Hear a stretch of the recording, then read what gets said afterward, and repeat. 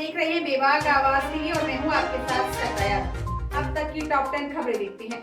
बंगाल की खाड़ी से उठने वाले चक्रवाती तूफान यास ने अपना रास्ता बदल दिया है। अब इसके दक्षिण बंगाल के तट को छोड़ते हुए उत्तरी ओडिशा के बालासोर के निकट 26 मई की दोपहर के आसपास दस्तक देने का पूर्वानुमान है। मौसम विभाग ने सोमवार को कहा है कि इस दौरान 155 से 165 किलोमीटर प्रति घंटा की रफ्तार से हवा चलने की उम्मीद है, जो 185 किलोमीटर प्रति घंटा की रफ्तार तक पहुंच सकती है। कोरोना वायरस के संक्रमण की दूसरी लहर के बाद अब तीसरी लहर के अंदेशे में बच्चों का संक्रमण का प्रकोप बताया जा रहा है। ऐसे में भरतपुर में 612 बच्चों के कोरोना पॉजिटिव रिपोर्ट आने से प्रशासन की चिंता बढ़ गई है। केंद्रीय स्वास्थ्य मंत्री डॉक्टर हर्षवर्धन के खत के बाद योग गुरु रामदेव ने अपना विवादित बयान वापस ले लिया है। उन्होंने अपने बयान के लिए खेद प्रकट किया है और कहा है कि वो आधुनिक चिकित्सा विज्ञान और एलोपैथी के विरोधी नहीं है। उन्होंने कहा कि चिकित्सा पद्धति के संघर्ष के इस पूरे विवाद को खेदपूर्ण विराम देते हुए अपना वक्तव्य वापस लेते हैं। साथ ही उन्होंने ये भी कहा कि मेरा जो वक्तव्य कोट किया गया है वो एक कार्यकर्ता बैठक का वक्तव्य है, जिसमें मैंने एक आए हुए व्हाट्सएप मैसेज को पढ़कर सुनाया था। उससे अगर किसी की भावनाएं आहत हुई हैं तो मुझे खेद है। महाराष्ट्र में तेंदुए को लेकर चौंकाने वाले आंकड़े सामने आए हैं। यहाँ आधिकारिक रूप से हर 2 दिन में एक तेंदुए की मौत हो रही है। बीते 140 दिनों में राज्य में 87 तेंदुओं की मौत हो चुकी है। सबसे ज्यादा चिंता का कारण ये है कि 87 में सबसे ज्यादा तेंदुए सड़क दुर्घटना में मारे गए। अगर इसी रफ्तार से तेंदुओं की मौत होती रही तो ये प्रजाति दुर्लभ हो जाएगी।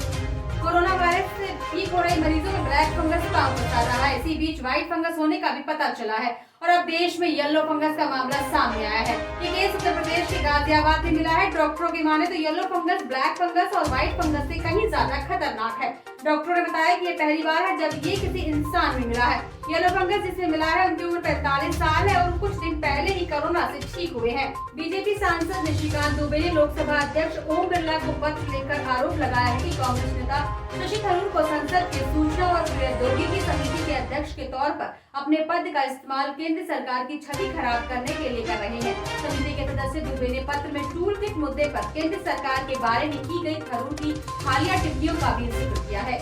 दुनिया की बड़ी और महत्वपूर्ण इकोनॉमी की रीओपनिंग हो गई है। अमेरिका में ट्रैवल बढ़ने लगा है, इसीलिए कच्चे तेल की मांग में इजाफा हुआ है। सोमवार को कच्चे तेल के दाम में करीब 2% की बढ़ोतरी हुई है। घरेलू बाजार में आज पेट्रोल और डीजल के दाम बढ़ गए हैं। पेट्रोल जहां 23 पैसे प्रति लीटर चढ़ा है तो डीजल वहीं 25 पैसे की छलांग लगा गया। बेटी की कोरोना से मौत के बाद सोमवार को कोटा में एक पिता अपनी कार की आगे की सीट पर शव बेल्ट से बांध कर ले जाता दिखा। मजबूरी बताई गई कि एम्बुलेंस चालक शव घर पहुंचाने के लिए 35,000 की मांग कर रहा था। वीडियो सामने आया तो जयपुर तक हड़कंप मच गया। देश में कोरोना की लहर के कहर से अब थोड़ी राहत मिलती दिखाई दे रही है। बीते 24 घंटे के दौरान देश में कोरोना के 2 लाख से कम मामले सामने आए हैं। 14 अप्रैल के बाद ये पहला मौका है जब एक दिन में कोरोना के नए मामलों की संख्या 2 लाख से कम रही है। दूसरी राहत की बात ये है कि मौतों की संख्या में भी कमी आई है और साथ ही कोरोना के ठीक होने वाले मरीजों की संख्या बढ़ रही है। महाराष्ट्र की कोविड टास्क फोर्स और पीडियाट्रिक टास्क फोर्स ने सरकार से अपील की है कि मानसून के पहले हर एक बच्चे को इन्फ्लुएंजा वैक्सीन हो। बैठक में दोनों टास्क फोर्स के डॉक्टरों ने सीएम उद्धव ठाकरे से कहा है कि इन्फ्लुएंजा के टीके लगाने से कोरोना वायरस बीमारी के मामलों में अंकुश लगाने और अस्पतालों में भीड़ कम करने और अनावश्यक जांचों को रोकने में मदद मिलेगी।